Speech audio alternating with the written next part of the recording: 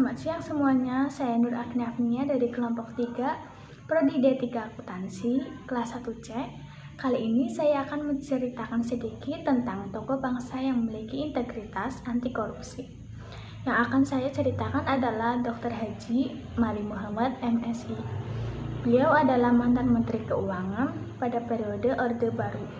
Kiprahnya yang dinilai bersih dan lurus membuat ia dijuluki Mr. Clean oleh insan pers kala itu. Mari Muhammad banyak berjasa di Kementerian Keuangan. Selama menjabat sebagai Dirjen Pajak, misalnya, Mari dikenal berani dan kebal suap yang membuat tak sedikit pihak menjauhinya. Ia berhasil mengumpulkan realisasi penerimaan pajak sebesar 19,7 triliun atau 200% lebih besar dari target yang hanya 9,1 triliun.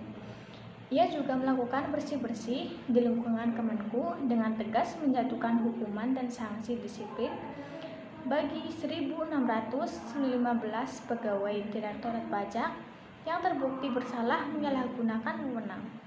Selain itu, kontribusi penting Mari di Dirjen Pajak adalah mengubah nama kantor pajak menjadi Kantor Pelayanan Pajak. Beliau adalah orang yang jujur, meski banyak kesempatan mendapatkan uang. Ketika menjabat Menteri Keuangan pun, Mari Muhammad tetap jujur, sederhana, dan tak tergoda dengan banyaknya uang yang berseliweran di hadapannya.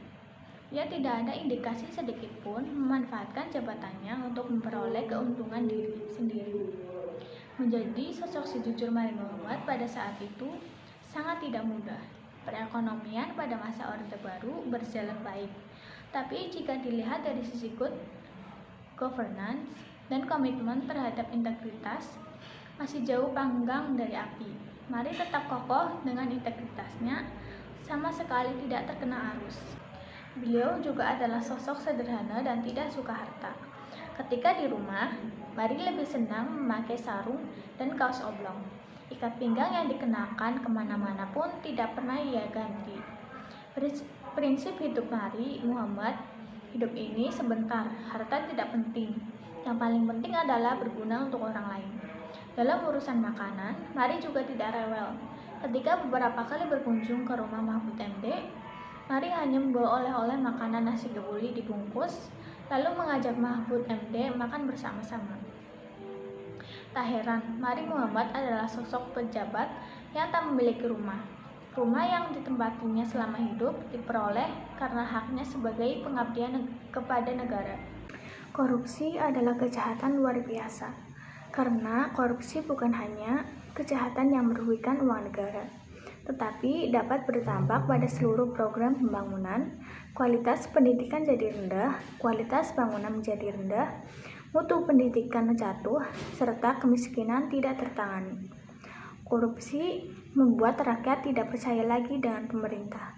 Pada saat rakyat tidak percaya lagi dengan pemerintah, kekecewaan perlahan muncul ketika sebuah birokrasi dan perekonomian semakin buruk akibat korupsi.